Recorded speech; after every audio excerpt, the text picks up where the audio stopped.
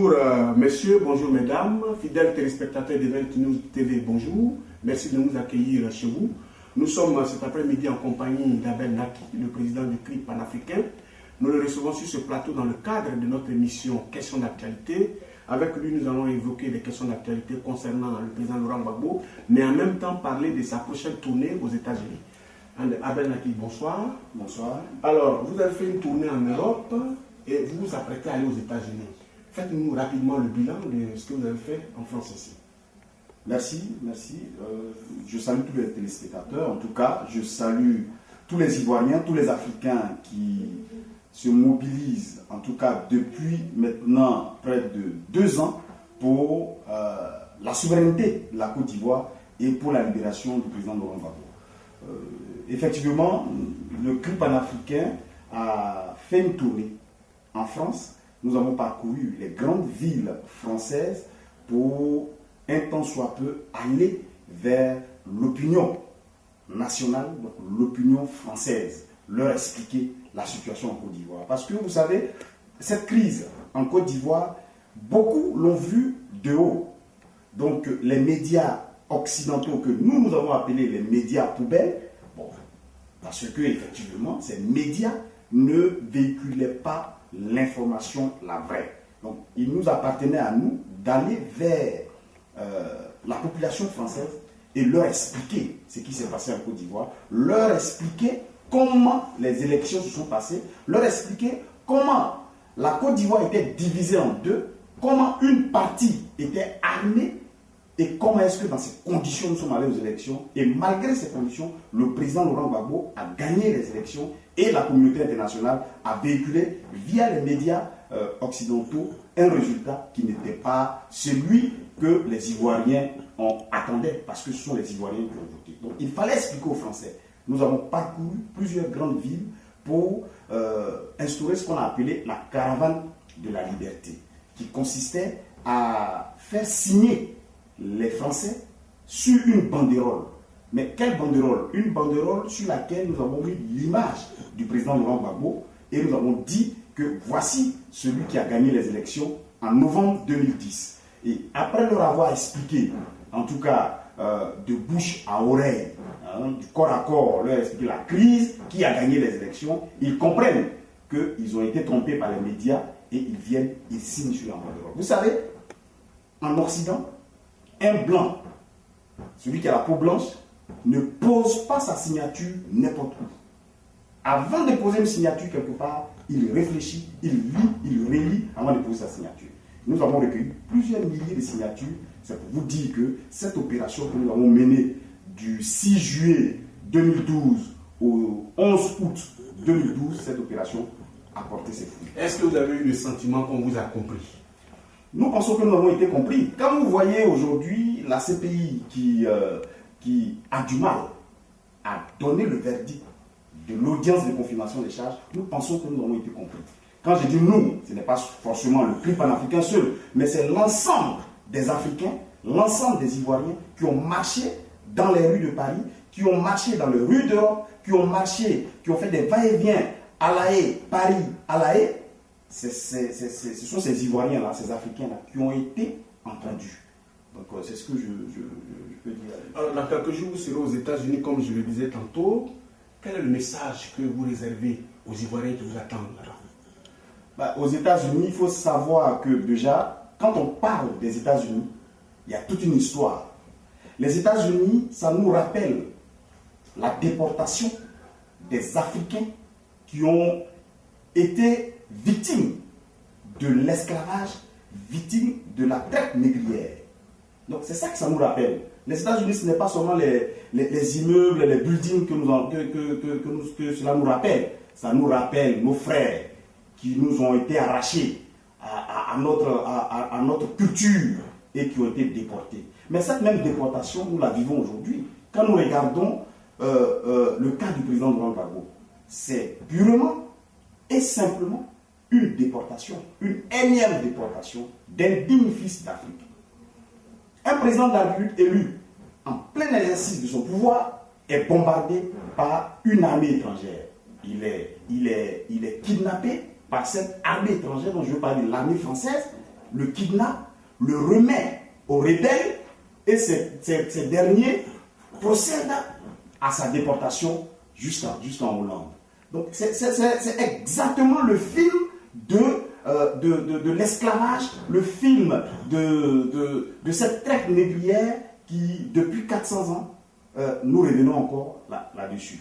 Donc je pense que c'est ce que cela nous rappelle. Et le message que nous allons porter là-bas, c'est de dire à nos frères afro-américains, d'abord aux Américains eux-mêmes, les Afro-Américains, les Africains immigrés aux États-Unis et toute la communauté africaine qui vit aux États-Unis, leur dire que c'est le président Laurent Gbagbo qui a gagné les élections, leur dire que nous les appelons dans le combat pour la libération du président Laurent Gbagbo et que ce combat-là soit un combat qui transcende, en tout cas, les frontières, qui transcende les limites de la Côte d'Ivoire et que ce soit le combat des Africains, donc un combat panafricain. Nous avons assisté au discours du président Laurent Gbagbo le 28 février dernier à La Haye. Il a dit « Je salue les Africains qui marchent nuit et jour pour ma libération et pour la libération de l'Afrique. » Donc c'est un message panafricain. Aujourd'hui, le président Laurent Gbagbo est devenu le symbole de la libération de l'Afrique. On n'a pas connu les Lumumba, on n'a pas connu les Kwame Nkrumah, on n'a pas connu les Martin Luther King, les Steve Biko et autres. Aujourd'hui, on connaît Laurent Gbagbo. Aujourd'hui, on a Laurent Gbagbo qui vit, qui est à la CPI. Aujourd'hui, on a un homme qui ne pense même plus à lui, qui ne pense même pas à son pays. À aucun moment dans son discours, j'ai entendu parler qu'il saluait les Ivoiriens. Il a salué les Africains. Donc c'est un combat panafricain. Et donc nous allons pour parler aux Africains, aux Afro-Américains et aux Américains eux-mêmes pour leur dire que effectivement le président Laurent Gbagbo n'y est pour rien et qu'il faut que sa libération soit pure et simple. Alors justement, on va parler de l'actualité du président Laurent Gbagbo. Il s'est retrouvé à la CPI, comme on le sait, suite au refus de la France de reconnaître la défaite d'Alassane Ouattara.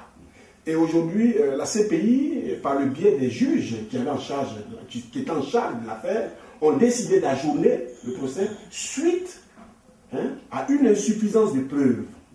Mais malgré cela, Laurent Gbagbo est toujours maintenu en tôle. Vous, en tant que leader, qu'est-ce que vous pensez de cet état de fait?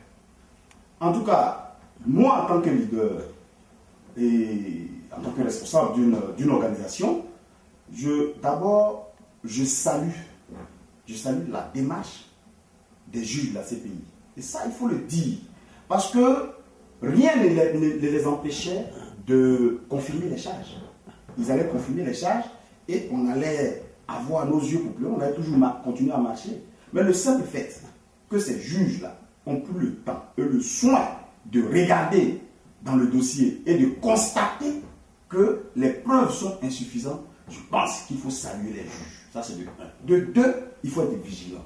Vigilant pour dire aux juges que c'est vrai, vous dites et vous reconnaissez que les dossiers, enfin le dossier contenant les charges du procureur ne sont pas suffisants. C'est-à-dire que les preuves ne sont pas suffisantes. Quand on dit que les preuves ne sont pas suffisantes, c'est que les preuves ne tiennent pas. Donc quand les preuves ne tiennent pas, on procède à la libération pure et simple du présumé coupable. Donc pour nous, nous disons que la CPI a fait un pas, mais nous encourageons les juges de la CPI à aller jusqu'au bout.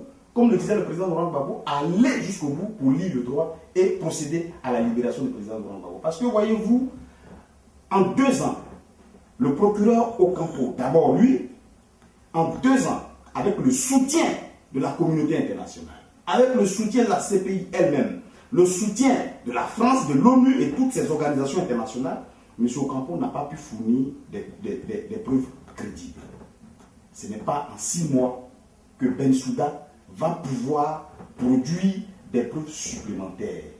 Ou alors, la CPI est en train de nous envoyer un signal pour dire faites attention parce que Dramane Ouattara risque de fabriquer des preuves pour les envoyer à la CPI. Mais nous sommes vigilants là-dessus. Nous sommes vigilants et nous regardons de près ce qui se passe en Côte d'Ivoire. Aujourd'hui, il y a des informations qui circulent comme quoi l'ONUCI et avec l'appui du régime de Dramane Ouattara sont en train de concocter des preuves farfelues prendre des épaves d'avion, les brûler et faire croire à la communauté internationale que les corps ont été calcinés. Mais c'est une erreur. C'est une erreur parce qu'aucun corps en Côte d'Ivoire n'a été calciné. On peut aller aujourd'hui à l'ouest, on peut aller à Diokwe, on peut aller à Naïbli. Les fosses communes que les pro-Ouattara, les fosses communes que les FRC ont creusées pour mettre à l'intérieur les Ivoiriens qui sont tués probablement, ces fosses existent encore, on peut déterrer ces corps et on peut les identifier.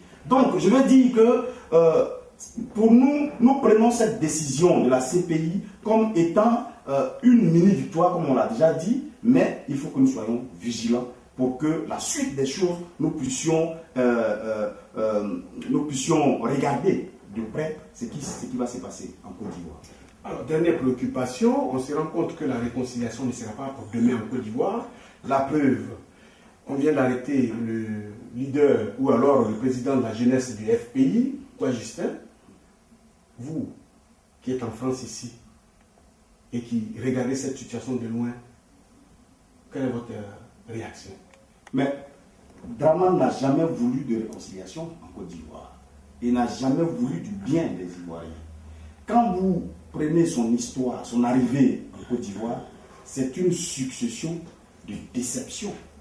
Quand on prend son entrée au gouvernement par le biais du feu Félix Houphouët-Boigny, quand on voit que, à peine arrivé à la tête du conseil interministériel, avant d'être Premier ministre, il a procédé à la privatisation de toutes les entreprises locales.